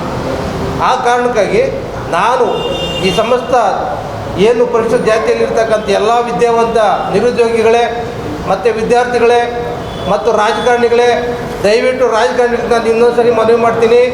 ನೀವು ಈಚೆಗೆ ಬಂದು ನಿಮ್ಮ ಊರುಗಳಲ್ಲಿ ಏನು ಛಲವಾದಿ ಅನ್ನೋದನ್ನ ಬಿಟ್ಟು ವಲಯರ ಕುಟುಂಬಗಳು ಎಲ್ಲಿದ್ದಾವೆ. ಈ ಉದಾಹರಣೆಗೆ ನಮ್ಮೂರಲ್ಲಿ ಹೊಲಗೇರಿ ಮಾದಿಗೇರಿ ಅಂತಿದೆ, ಇಂಡ್ಲವಾಡಿಯಲ್ಲಿ ಹೊಲಗೇರಿ ಮಾದಿಗೇರಿ ಇದೆ. ಹೊಲಗೇರಿ ಅಂದರೆ ಪೂರ್ತಿ ನಮ್ಮ ಜನರಲ್ಲಿ ಇರೋದಲ್ಲಿ ಅದೇ ಕನ್ನಡದವ್ರು ಇರೋದು ಹೊಲಿರು. ಮಾದಿಗೇರಿ ಅಂತಂದರೆ ಪೂರ್ತಿ ಮಾದಿಗೇರಿ ಇರೋದು ಅದು ಮಾದಿಗೇರಿ. ಹಂಗೆ ಆ ಊರುಗಳಲ್ಲಿರ್ತಕ್ಕಂಥ ರಾಜಕಾರಣಿಗಳು ಪಂಚಾಯತಿ ಮೆಂಬರ್ಗಳಾಗಿರ್ಬೋದು, ತಾಲೂಕು ಪಂಚಾಯತಿ ಮೆಂಬರ್ಗಳಾಗಿರ್ಬೋದು, ಅಥವಾ ಜಿಲ್ಲಾ ಪಂಚಾಯತಿ ಮೆಂಬರ್ಗಳಾದ ಅಭ್ಯರ್ಥಿಗಳು ಯಾರಾದರೂ ಇದ್ದರೆ ದಯವಿಟ್ಟು ನಿಮ್ಮಲ್ಲಿ ಕೈ ಮುಗಿದು ಮನವಿ ಮಾಡ್ತೀನಿ. ಇದೊಂದು ಸುಸಜ್ಜಿತ ಸಂದರ್ಭ. ಈ ಸಂದರ್ಭವನ್ನು ನೀವೇನಾದರೂ ಬಳಸ್ಕೊಂಡೇ ಇದ್ದರೆ ರಾಜಕಾರಣದಲ್ಲಿ ನಿಮಗೂ ಹೊಡೆತ ಬೀಳ್ತದೆ ಅಂತಕ್ಕಂಥ ಮಾತನ್ನು ನಾನು ನಿಮ್ಮ ಮುಖಾಂತರ ಹೇಳ್ತಾ ನನಗೆ ಈ ಪತ್ರಿಕಾಗೋಷ್ಠಿಯಲ್ಲಿ ಮಾತಾಡೋದು ಕೊಟ್ಟ ತಮ್ಮೆಲ್ಲರಿಗೂ ಅನಿಸಿ ನಾನು ಮಾತನಾಡ್ತೀನಿ. ಸ್ನೇಹಿತರೆ, ಬಹುಶಃ ನಾನು ಇನ್ನೂ ಗೊಂದಲದಲ್ಲಿದ್ದೀನಿ. ಯಾಕಂತಂದರೆ ವಲಯದಲ್ಲಿ 26 ಜಾತಿಗಳಿದ್ದಾವೆ. ಬರೀ ವಲಯದಲ್ಲಿ ಮಾದಿಗರಲ್ಲಿ 29 ಜಾತಿ ಇದ್ದಾವೆ. ಮಾದಿಗರಲ್ಲಿ 29 ಜಾತಿಗಳನ್ನು ಹೊರತುಪಡಿಸಿ ಒಂದೇ ಒಂದು ಮಾದಿಗ ಅಂತ ಬರೀರಿ ಅಂತೇಳಿ ಎಲ್ಲ ನಾಯಕರು ಕರೆ ಕೊಡ್ತಾ ಇದ್ದಾರೆ. ಆದರೆ ವಲಯ ವಿಚಾರ ಬಂದಾಗ 26 ಜಾತಿಗಳಿದ್ದಾವೆ. ವಲಯ ಲೇಯ ಲಾಗೆ ಲೇ ಮಾಡಿದ್ರೆ ಒಂದು ಜಾತಿ, ಲಾ ಮಾಡಿದ್ರೆ ಒಂದು ಜಾತಿ. ವಲಯ ಒಂದು ಜಾತಿ, ವಲಯ ಒಂದು ಜಾತಿ. ಯಾವುದನ್ನು ಬರಿಬೇಕು? ವಲಯ ವಲಯ ಇದು ಬರಿಬೇಕು ಅನ್ನೋದು ನಮ್ಮೆಲ್ಲರ ಮಾತು. ಆದರೆ ಭಾಳ ಮುಖ್ಯವಾಗಿ ಇಲ್ಲಿ ಎಲ್ಲಿ ಗೊಂದಲಗಳು ಶುರುವಾಗ್ತಾ ಇದ್ದಾವೆ ಅಂತಂದರೆ, ಬರೀ ನಮ್ಮ SC ಸಮುದಾಯ ಇರುವಂಥ ಪ್ರದೇಶಗಳಲ್ಲಿ ಬಂದು ಸರ್ವೆ ಮಾಡ್ತಾ ಇಲ್ಲ, ಜನರಲ್ ಮನೆಗಳ ಹತ್ರನೂ ಹೋಗಿದ್ದಾರೆ. ಅವರು ಕೊಡ್ತಾರಾ ವರದಿ ಮಾಹಿತಿ, ಪೂರ್ಣ ಮಾಹಿತಿ ಕೊಡ್ತಾರಾ? ಕೊಡಲ್ಲ. ಇದು ಭಾಳ ದುರಂತದ ವಿಚಾರ. ಭಾಳ ಮುಖ್ಯವಾಗಿ ಈಗ ನಗರ ಪ್ರದೇಶಗಳಲ್ಲಿ SC ಅಂತ ಹೇಳ್ಕೊಂಡೇ ಇರೋವಂಥ ಬಾಡಿಗೆ ಮನೆಗಳಲ್ಲಿ ತಗೊಂಡಿರೋವಂಥ ಮನೆಗಳು ಸಾಕಷ್ಟಿದ್ದಾವೆ. ಅವರು SC ಅಂತ ಹೇಳ್ಕೊತಾರ? ವಲಿಯಾನೋ ಮಾದಿಗನೋ ಕೊರಮ ಕೊರಚ ಯಾವುದಾದ್ರೂ ಹಾಕ್ಕೊಳ್ಳಿ, SC ಕಮ್ಯುನಿಟಿಗೆ ಏನು ಬರ್ತಾರೆ ಅವರು, ನಾವು ಅವ್ರ ಜಾತಿನೇ ಹೇಳ್ಕೊಂಡಿರಲ್ಲ, ಯಾವುದೋ ರೆಡ್ಡಿನೋ ಇನ್ಯಾವುದೋ ಹೇಳ್ಕೊಂಡಿದ್ದಾರೆ. ಅವ್ರು ಇವಾಗ ಏನಂತ ಬರ್ಸ್ಬೇಕು? ಬರ್ಸಿದ್ರೆ ಮನೆಯಿಂದ ಖಾಲಿ ಮಾಡು ಅಂತಾರೆ. ಈ ಥರದ್ದು ಒಂದಷ್ಟು ಭಾಳ ಗೊಂದಲ ಇರೋಂಥ. ಇನ್ನೊಬ್ಬ ಇದೇ ಆನೇಕಲ್ ತಾಲೂಕಲ್ಲಿ ಒಬ್ಬರು ರಾಜ್ಯಾಧ್ಯಕ್ಷರು, ಹೆಸರು ಬೇಡ, ಏನಂತಂದರೆ ಈಗ ಪುರುಷೋತ್ತಮ ಬೌದ್ಧ, ಪುರುಷೋತ್ತಮ ದಲಿತ್ ಕ್ರಿಶ್ಚಿಯನ್ ಅಂತ ಬರೀರಿ ಅಂತ ಸ್ಟೇಟ್ಮೆಂಟ್ ಕೊಡ್ತಾ ಇದ್ದಾರೆ. ತಪ್ಪದು, ಭಾಳ ದುರಂತ. ಈಗ SCನಲ್ಲಿ ಅಥವಾ ಪುರುಷೋತ್ತಮ್ ದಲಿತ್ ಕ್ರಿಶ್ಚಿಯನ್ ಅಂತ ಬರ್ದೆ ಅಂತ ಇಟ್ಕೊಳ್ಳೋಣ, ನನ್ನ ಅರ್ಜಿನ ಸೈಡ್ಗೆ ಬಿಸಾಕ್ತಾರೆ. ಆ ಅರ್ಜಿನ ಏನು ಮಾಡ್ತಾರೆ? ಮೈನಾರಿಟೀಸ್ ಕಳಿಸ್ಬಿಡ್ತಾರೆ. ನೀವು ಯಾವುದು ಬೌದ್ಧ ಇದೆ ಏನೋ ಧರ್ಮದ ಕಾಲಮ್ ಇಲ್ಲ, ಆದರೆ ನೀವು ಧರ್ಮನ ಹ್ಯಾಡ್ ಹೆಸರು ಪಕ್ಕದಲ್ಲಿ ಏನಾದರೂ ಧರ್ಮ ಹಾಕಿದ್ರೆ ಅದನ್ನೇ ಸೈಡ್ಗೆ ಹಾಕ್ತಾರೆ. ಇದು ಈ ಥರದ್ದು ಒಂದಷ್ಟು ಗೊಂದಲಗಳನ್ನ ಮಾದಿಗ ವಲಯ ಕಮ್ಯುನಿಟಿನಲ್ಲಿ ಭಾಳ ಗೊಂದಲ ಇರುವಂಥದ್ದು. ಒಂದು ನಗರ ಪ್ರದೇಶದಲ್ಲಿ ಜಾತಿನ ಹೇಳ್ಕೊಳ್ಳೋ ಸಂದರ್ಭ ಬಂದಿದೆಯಾ, ಬರ್ತಾ ಇದೆಯಾ, ಅಷ್ಟು ಅವೇರ್ನೆಸ್ ಇದೆಯಾ, ಹೇಳ್ಕೊಳ್ಳೋಷ್ಟು ಅವೇರ್ನೆಸ್ ಇದೆಯಾ ಅಂತಂದರೆ ಖಂಡಿತ ಇಲ್ಲ. ಸೊ ಹಂಗಾಗಿ ಅಧಿಕಾರಿಗಳು ಇದನ್ನು ಹೆಂಗೆ ಟ್ಯಾಕಲ್ ಮಾಡ್ತಾರೆ ಅಂತ ನಾವು ನೋಡಬೇಕು. ಅದು ಒಂದು ನಮ್ಮ ಎದುರುಗಡೆ ಇರುವಂಥ ಚಾಲೆಂಜು. ಮತ್ತು ಈ ರೀತಿ ನಾಯಕರು, ಚಿನ್ನಪ್ಪಣ್ಣ ಹೇಳ್ತಾ ಇದ್ರಲ್ಲ, ನಾಯಕರಲ್ಲೇ ಗೊಂದಲ, ಯಾವುದನ್ನು ಹಾಕಬೇಕು ಯಾವುದನ್ನು ಹಾಕಬಾರ್ದು, ಈ ಥರ ಧರ್ಮನ ಸೇರಿಸೋದು, ಅದೊಂಥರ ಧರ್ಮ ಅನ್ನುವಂಥದ್ದು ಅಫೀಮ್ ಇದ್ದಂಗೆ, ಅದು ಬಿಡೋದಿಲ್ಲ ನಮ್ಮನ್ನು. ಆದರೆ ಇಲ್ಲೂ ಜಾತಿಕರಣತಿನಲ್ಲೂ ಸೇರಿಸ್ಬೇಕಾ ಅನ್ನೋದು ಕ್ವಶನ್. ಆದರೆ ಧರ್ಮ ಕಾಲಮೇ ಇಲ್ಲ, ಆದರೆ ಸೇರಿಸ್ಬೇಕು ಅಂತಾರೆ ನಾಯಕರು. ಹಂಗಾಗಿ ಭಾಳ ಗೊಂದಲ ಇರುವಂಥ ವಿಚಾರ. ನನ್ನ ಭಾಳ ಮುಖ್ಯವಾದಂಥದ್ದು ಏನಂತಂದರೆ, ಈಗ ಸ್ನೇಹಿತರ ಹತ್ರ ಒಂದಷ್ಟು ಚರ್ಚೆ ಮಾಡ್ತಾಯಿದ್ವಿ. ಅದೇ ಈ ನಗರ ಪ್ರದೇಶಗಳಲ್ಲಿ ಅಥವಾ ಈಗ ಬೇರೆ ದೇಶಗಳಲ್ಲಿ, ಬೇರೆ ರಾಜ್ಯಗಳಲ್ಲಿ ಇರುವಂಥವ್ರು ಹೆಂಗೆ ಅವರು ಈ ಸೆನ್ಸಸ್ ಒಳಗಡೆ ಬರ್ತಾರೆ? 3 ಟೈಪ್ ಮಾಡಿದ್ದಾರೆ. ಇಲ್ಲ 3 ಟೈಪ್ ಬರ್ತಾರೆ, ಬಟ್ ಅವ್ರಿಗೆ ಅವೇರ್ನೆಸ್ ಹೋಗ್ಬೇಕಲ್ಲ. ಸದಾಶಿವ ಆಯೋಗ ವರದಿ ಪಂಚಾಯತಿಂದ ತಗೊಂಡೋಗ್ಬಿಟ್ರು, ಅಥವಾ ಈ ನಾಗಮೋಹನ್ ದಾಸ್ ಅವರ ವರದಿ ಇನ್ನೂ ಅಸ್ಪಷ್ಟ. ಈಗ ಬರೋ ಲಾಸ್ಟ್ ಟೈಮು ಈಗ ಎಕನಾಮಿಕಲ್ ಸೆನ್ಸಸ್ ಅಂತ ಮಾಡ್ತಾಯಿದ್ರು. ಎಕನಾಮಿಕ್ ಸೆನ್ಸಸ್ನ ಅದು ಹೆಂಗೆ ಯಾರು ಮಾಡಿಕೊಟ್ರು, ಅದು ಎಲ್ಲಿ ಹೋಯ್ತು, ಅದು ಎಲ್ಲಿಂದ ತಗೊಂಡ್ರ ಸ್ಟ್ಯಾಟಿಸ್ಟಿಕ್ಸು ಗೊತ್ತೇ ಆಗಲಿಲ್ಲ. ಅಂದರೆ ಇವರು ಸೆನ್ಸಸ್ನ ಮಾಡೋವಂಥ ವಿಧಾನಗಳನ್ನು ನಮಗೆ ಅದು ಜನಸಮುದಾಯಕ್ಕೆ ತಲುಪ್ತಾನೇ ಇಲ್ಲ. ಸೊ ಹಂಗಾಗಿ ನನಗೆ ಭಾಳ ಮುಖ್ಯವಾಗಿ ಕಮ್ಯುನಿಟಿಗೆ ಅವೇರ್ನೆಸ್ ಮಾಡೋಂಥ ಒಂದು ಪಾಂಪ್ಲೆಟ್ ಇಲ್ಲ. ಕಮಿಟಿನಲ್ಲಿ ಈಗ ಕ್ಯಾಸ್ಟಿನ ನಾವು ಸರ್ಕಾರದ ಈಗ ವರದಿ ಸರ್ಕಾರದವರು ಒಂದು ಪಾಂಪ್ಲೆಟ್ನ ಬಿಟ್ಟು ಈ ಥರದ್ದು ಹಿಂಗಿದೆ ಮಾಡಿ, ಅಥವಾ ಈ ಥರದ್ದು ನೀವು ಸೆನ್ಸಸ್ಸಲ್ಲಿ ಭಾಗವಹಿಸಿ ಇಂತಿಂಥ ಕ್ಯಾಸ್ಟ್ನ ಹಿಂಗೆ ನಮೂದು ಮಾಡಿ ಅಂತೇಳಿ ಎಲ್ಲಿ ಕೊಟ್ಟಿದ್ದಾರೆ? ಸಮಾಜ ಕಲ್ಯಾಣ ಇಲಾಖೆಯವರು ಇದನ್ನು ನೇತೃತ್ವ ತಗೊಂಡು ಕೊಡಬೇಕಾಗಿತ್ತು. ಸಮಾಜ ಕಲ್ಯಾಣ ಇಲಾಖೆಯವರು ಇದುವರೆಗೂ ಒಂದು ಉಸಿರು ಪಸರು ಏನೂ ಇಲ್ಲ. ಈ ಥರದ್ದು ಚಿನ್ನಪ್ಪಣ್ಣ ಅಂತವರು ಇನ್ನೊಂದಷ್ಟು ನಿನ್ನೆ ಒಂದಷ್ಟು ವಲಯ ಮತ್ತು ಛಲವಾದಿಗಳು ಅಂತೇಳಿ ಸೇರಿದ್ರು. ಅವರೇ ಮಾಡ್ತಾಯಿದ್ರು, ವಾಲಂಟಿಯರ್ ಮಾಡಿದ್ರು. ಯಾರು ಜವಾಬ್ದಾರಿ ಇದು? ಈ ನಾವು ಅವೇರ್ನೆಸ್ ಮಾಡೋವಂಥದ್ದು ಯಾರು ಜವಾಬ್ದಾರಿ? ಸರ್ಕಾರದ ಜವಾಬ್ದಾರಿ. ಸರ್ಕಾರ ಇದನ್ನು ತಗೊತಾ ಇದೆಯಾ ಅನ್ನೋದು ಭಾಳ ದುರಂತ. ತಗೊಳ್ಬೇಕಾಗುತ್ತೆ. ಇದುವರೆಗೂ ಏನೇನಾಗಿದೆ ಜಾತಿಗಳು, ಅಂಬೇಡ್ಕರ್ ಅವರು 400 ಚಿಲ್ಲರೆ ಜಾತಿಗಳನ್ನು ಅವರೇ ಗುರುತಿಸಿದ್ರು. ಅದು 1932-33ರಲ್ಲಿ ಮಾಡಿರುವಂಥದ್ದು. ಆವಾಗಲೇ ಅಷ್ಟೊಂದು ಜಾತಿಗಳು ಮಾಡಿರುವಾಗ ಅಂಬೇಡ್ಕರ್ ಅವ್ರ ನಂತರದಲ್ಲಿ ಜಾತಿ ಸೆನ್ಸಸ್ ಅನ್ನೋ ಪದನ ಗೌರ್ಮೆಂಟ್ ತಗೊಳ್ಳೇ ಇಲ್ಲ. ಈಗ ತಗೊಳ್ಳೋಕ್ಕೆ ಹೊರಟಿದೆ. ಅದು ಕೂಡ ನಾಗಮೋಹನ್ ದಾಸ್ ಅವರ ವರದಿ. ನಾಗಮೋಹನ್ ದಾಸ್ ಅವರ ವರದಿ ಕೊಡೋದಕ್ಕಿಂತ ಮುಂಚೆ ಸೆನ್ಸಸ್ನಲ್ಲಿ ಯಾವ್ಯಾವ ಸ್ಟ್ಯಾಟಿಸ್ಟಿಕ್ ತಗೊಂಡಿದ್ದಾರೆ ಅದನ್ನು ಒಂದು ಸ್ವಲ್ಪ ನೋಡಬೇಕು. ಯಾಕಂದರೆ ಯಾರೂ ಕೂಡ ಹಳ್ಳಿಗಳಲ್ಲಿ ಬಂದು ಅವ್ರ ಸೆನ್ಸಸ್ ಮಾಡಲಿಲ್ಲ. ಸೇಮ್ ಸದಾಶಿವ ಆಯೋಗ ವರದಿ, ಕಾಂತರಾಜು ವರದಿ ಅದನ್ನೇ ಫಾಲೋ ಮಾಡಿದ್ದಾರೆ ಅಷ್ಟೇ. ಇವರು ಅವರ ಸ್ಟ್ಯಾಟಿಸ್ಟಿಕ್ಸ್ನ ತಗೊಂಡು ಅಥವಾ ಪಂಚಾಯತಿಗಳಲ್ಲಿ ಸ್ಟ್ಯಾಟಿಸ್ಟಿಕ್ ತಗೊಂಡು ಮಧ್ಯಂತರ ವರದಿ ಕೊಟ್ಟಿರೋದು. ಅದು ಪೂರ್ಣ ವರದಿ ಅಲ್ಲ. ಅದು ಕೂಡ ಸರ್ಕಾರದಲ್ಲೇ ಐತೆ, ಇನ್ನೂ ಮಾಧ್ಯಮಕ್ಕೂ ಬಿಡುಗಡೆ ಆಗಿರಲಿಲ್ಲ. ಅದು ಹೆಂಗೆ ಏನೇನು ಆಗ್ತಾಯಿದೆ ಅಂತಲೇ ಅದು SC ವಿಚಾರಕ್ಕೆ ಬಂದರೆ ಮಾತ್ರ ಹಿಂಗೆ ನೋಡಿ. ಅಂಬೇಡ್ಕರ್ ಅವರು ಅದಕ್ಕೆ ಕ್ರಾಂತಿ ಪ್ರತಿಕ್ರಾಂತಿ ಅನ್ನೋದು. ಎಲ್ಲಿ SC/ST ಅವರು ನಾಲೆಡ್ಜ್ನ ತಗೊತಾರೋ ಅಲ್ಲಿ ಅವರು ಇನ್ನೊಂದು ಪ್ರತಿಕ್ರಾಂತಿ ಮಾಡಿದ್ದಾರೆ. ಆದರೂ ಪ್ರತಿಕ್ರಾಂತಿ ಅನ್ನೋದೇ ಈಗ 10% ರಿಸರ್ವೇಷನ್ನು. 10% ರಿಸರ್ವೇಷನ್ ಯಾರು ಹೋರಾಟ ಮಾಡಿದ್ರು? ಯಾರು ಏನೋ ಹೈಕೋರ್ಟಲ್ಲಿ ರಿಟ್ ಹಾಕಿದ್ರಾ? ಸೆಂಟ್ರಲ್ ಗೌರ್ಮೆಂಟಲ್ಲಿ ಏನಾದರೂ ಪ್ರಶ್ನೆ ಇತ್ತಾ? ಆನ್ಸರ್ ಬೇಕಲ್ಲ. ಯಾವುದೂ ಇಲ್ಲ. ಎಷ್ಟು ಈಸಿಯಾಗಿ 10% ತಗೊಂಡ್ಬಿಟ್ರಲ್ವಾ. ನಾವು ಒದ್ದಾಡ್ತಾ ಇದ್ದೀವಿ ನಮ್ಮ ಕಮ್ಯುನಿಟಿಗೆ. ಇಲ್ಲಿ ವಲಿಯ, ಮಾದಿಗ, ಚಮ್ಮಾರ, ವರ್ಮ, ಚಲವಾದಿಗಳು, ಮಾಲ, ಮಹರ್ ಒದ್ದಾಡ್ತಾ ಇದ್ದೀವಿ. ಅವರು ಮೇಲ್ವರ್ಗದವ್ರು ಈಸಿಯಾಗಿ ತಗೊತಾ ಇದ್ದಾರೆ. ಇದು ಭಾಳ ದುರಂತದ ವಿಚಾರ. ಅಟ್ಲೀಸ್ಟ್ ಈ ಸೆನ್ಸಸ್ಸು ಭಾಳ ಪ್ರಾಮಾಣಿಕವಾಗಿ ಆಗಲಿ. ಅಧಿಕಾರಿಗಳು ದಿಕ್ಕು ತಪ್ಪಿಸ್ಬಾರ್ದು. ಹಳ್ಳಿಗಳಿಗೆ ಹೋಗಿ ನೀನು ಆ ಜಾತಿಗೆ ಇರಬೇಡ, ಈ ಜಾತಿಗೆ ಹಾಕು. ಈಗ ಜಾತಿ ಈಗ ತಾಲೂಕು ಆಫೀಸಲ್ಲಿ ಹರಿಜನ ಅಂತಲೇ ಇವತ್ತಿಗೂ ಕೊಡೋದು. ಹರಿಜನ ಅದನ್ನು ಬ್ಯಾನ್ ಆಗಿದೆ. ಬಟ್ ಇವ್ರು ನಾವು ಹರಿಜನ ಅಂತ ಬರ್ಕೊಡ್ತಾರೆ ಅರ್ಜಿಗಳು. ಸೊ ಹಂಗಾಗಿ ನಾವು ನಾಲೆಡ್ಜ್ ಇರುವಂಥವ್ರೆ ಈ ಥರದ್ದು ಮಾಡೋವಾಗ ಇನ್ನು ಹಳ್ಳಿನಲ್ಲಿ ಎಷ್ಟು ಮಾಡ್ತಾರೆ ಅನ್ನೋದು ಭಾಳ ದುರಂತದ ವಿಚಾರ. ನನ್ನ ಅಭಿಪ್ರಾಯ ಏನಂತಂದರೆ, ಪೊಲಿಟಿಕಲಿ ಏನೇ ಇದ್ದರೂ ಕೂಡ ನೀವು ಜಾತಿಗಳಲ್ಲಿ ಸಂಘರ್ಷ ಮಾಡ್ಕೊಂಡಿರ ನಿಮಗೆ ಸೂಕ್ತವಾಗಿ ವಲಯ, ಮಾಲ, ಚಲವಾದಿ ಈ ಥರದ್ದು ವರ್ಡ್ಗಳಿದಾವಲ್ಲ, ನೀವು ನಿಮ್ಮ ನಾಯಕರು ಏನು ಹೇಳ್ತಾರೆ ಅದನ್ನು ಕೇಳಬೇಕು ಅನ್ನುವಂಥದ್ದು ನನ್ನ ಅಭಿಪ್ರಾಯ.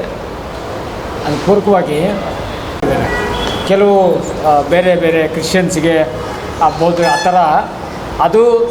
ಅದು ಒಂದು ವೇಳೆ ಆ ಹೆಸರು ಮುಂದೆ ಆ ಧರ್ಮದ ಸೂಚ್ಯಂಕವನ್ನು ಬರೆದ್ರೆ ದಯಮಾಡಿ ನೀವು ಯಾವ ಸಮುದಾಯನೂ ಆಗಲ್ಲ.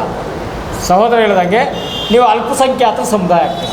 ಇವತ್ತು ಭಾಳ ಜನ ಹಳ್ಳಿಗಳಲ್ಲಿ ನಮ್ಮ ಕ್ರಿಶ್ಚಿಯನ್ ಸಮುದಾಯಕ್ಕೆ ಯಾವುದೋ ಒಂದು ಇದರಲ್ಲಿ ಅವ್ರು ನಾವು ಯಾರನ್ನೂ ಸೇರ್ಕೊಳೋದು ಅಂತಲ್ಲ, ಸೇರಿದ್ದಾರೆ. ಸೇರಿದಂಥ ಸಂದರ್ಭದಲ್ಲಿ ಕೂಡ ನೀವು ಒಳ್ಳೆಯವರು ಅಂತ ಬರೆಸಿದ್ರೆ ಮುಂದಿನ ದಿನಗಳಲ್ಲಿ ನಿಮ್ಮ ಮಕ್ಕಳಿಗೆ ಒಂದು ಒಳ್ಳೆಯ ಉತ್ತಮ ಭವಿಷ್ಯ ಇರ್ತದೆ. ದಯಮಾಡಿ ಆ ಕ್ರಿಶ್ಚಿಯನ್ಸ್ ಕಮ್ಯುನಿಟಿಗೆ ಸೇರಿರ್ತಕ್ಕಂಥವ್ರು ಮತ್ತು ಬೌದ್ಧ ಅಂತೇಳಬಾರ್ದು ಕೂಡ ಅದು ಆ ಹಿಂದುಳಿದ ಸಮುದಾಯ, ಅಲ್ಪಸಂಖ್ಯಾತ ಸಮುದಾಯಕ್ಕೆ ಹೋಗ್ತದೆ.